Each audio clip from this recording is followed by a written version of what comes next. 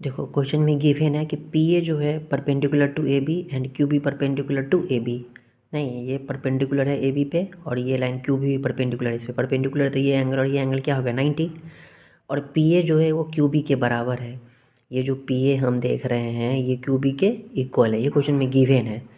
तो ज्योमेट्री में यही होता है कि पहले जो गिवन होता है वो हम लिख के रख लेते हैं, फिर लेते हैं कि शो क्या करना है, प्रूफ क्या करना है। तो प्रूफ करना है इसमें ये जो ओ है वो मिड पॉइंट है किसका, ए बी का।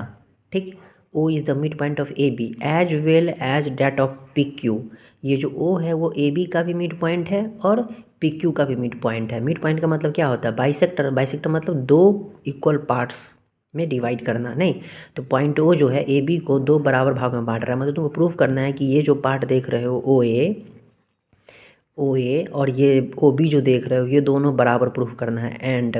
ठीक है, और ये भी प्रूफ करना है कि ये जो ओ तो इसका भी मिड पॉइंट प्रूफ करना है पी क्यू का। नहीं, तो ओ पी और ओ क्यू भी बराबर हमें दिखाना है ना, ओ पी बराबर ओ क्यू ये भी दिखाना है। तो ठीक है तब देखो ओ ए और ओ बी बराबर दिखाना है, तो जो प्रूव करना है उसके अनुसार तुम सोचो कि ये ओ ए और ओ बी जो बराबर दिखाना है ये दोनों पार्ट जो दो अलग अलग ट्रायंगल के पार्ट्स हैं, है ना।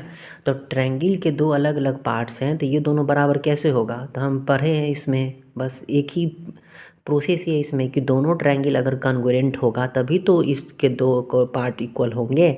नहीं, तो अगर ये दोनों पार्ट्स या फिर ये दोनों पार्ट्स को अगर इक्वल करना है तो हमें इस पार्ट से बनने वाला ये ट्रायंगल और इस पार्ट से बनने वाला ये ट्रायंगल, दोनों ट्रायंगल को हम क्या देखते चेक करते हैं कॉन्ग्रुएंट है या नहीं।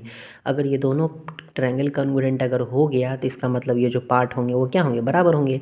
इसका मतलब सीधे हमारा क्वेश्चन सीधे पहुंच जाता है कि अगर हम प्रूफ करेंगे तो दोनों ट्रायंगल को कॉन्ग्रुएंट करेंगे। तो कौन कौन से ट्रायंगल, तो in triangle O A P, ठीक है, एंड ट्रायंगल।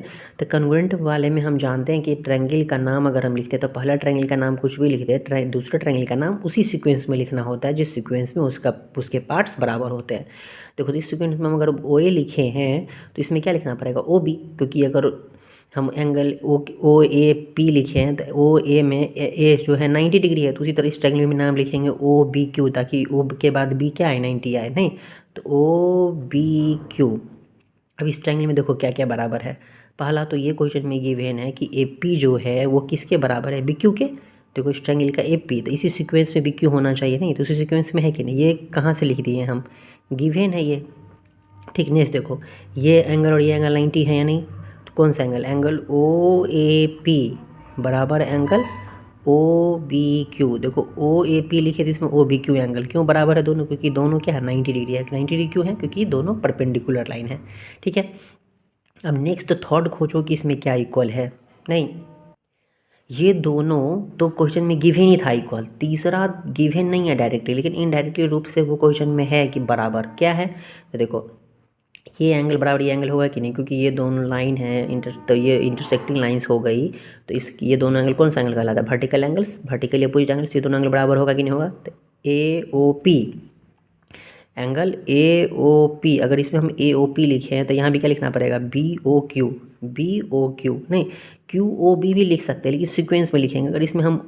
अगर इसमें हम इस एंगल का नाम लिखे ए ओ पी करके, क्या लिखे हैं ए ओ पी, तो इसमें क्या लिखना पड़ेगा B O Q, same sequence में, सीक्वेंस सेम रहना चाहिए। नहीं, ये क्यू बराबर है वर्टिकल एंगल्स, क्योंकि ये वर्टिकल एंगल्स है। ठीक है, क्लियर है। देयरफॉर ट्रायंगल हमारा कॉन्ग्रुएंट हो गया, तीन चीज इक्वलिटी मिल गई ना। Triangle O A P congruent triangle O B Q किस रूल से हुआ, चेक करो, दो एंगल और एक साइड है, ये एंगल है और ये एंगल एक साइड है, तो ये दोनों एंगल बराबर है। तो बीच का साइड तो नहीं है, अगर बीच का रहता तो ए ऐसे होता, तो दो एंगल है और एक साइड है अलग से, तो क्या हो जाएगा A S by A S. Therefore जिसके जो तीन पार्ट्स तो इक्वल था ही, तो जो पार्ट्स इक्वल नहीं भी दिए हैं तो वो भी क्या होंगे, बराबर। अगर नहीं दिया है, नहीं ना दिया है, तो ट्रायंगल कॉन्ग्रुएंट अगर हो गया तो अब जो रिमेनिंग पार्ट्स होंगे वो तो इक्वल होगा ही। नहीं, क्योंकि जो ओ ए और ओ बी जो है, जैसे देखो यहाँ से ओ ए निकल रहा है, यहाँ से ओ बी, ये ओ ए जो ओ बी है ये दोनों बराबर होगा। क्यों बराबर होगा, क्योंकि ये कोरिस्पॉन्डिंग पार्ट है कॉन्ग्रुएंट ट्रायंगल का। नहीं, तो देयरफॉर हम लिख सकते हैं कि ओ ए बराबर O B and also O P भी किसके बराबर हो, क्योंकि दोनों ट्रायंगल क्या है कॉन्ग्रुएंट है, एंड ऑल्सो ओ पी बराबर ओ क्यू। ये क्यू बराबर होगा सी पी सी टी, क्योंकि कोरिस्पॉन्डिंग पार्ट है कॉन्ग्रुएंट ट्रायंगल के। प्रूव्ड, समझ में आया। ये लैंग्वेज में लिखा हुआ था जो O is the mid point of A B as well as of P Q. इसका मतलब समझ में आया, मिड पॉइंट है ओ किसका, ए बी का भी और पी क्यू का भी, ये पूछ रहा था। ओ ए बी का भी मिड पॉइंट है और पी क्यू का भी।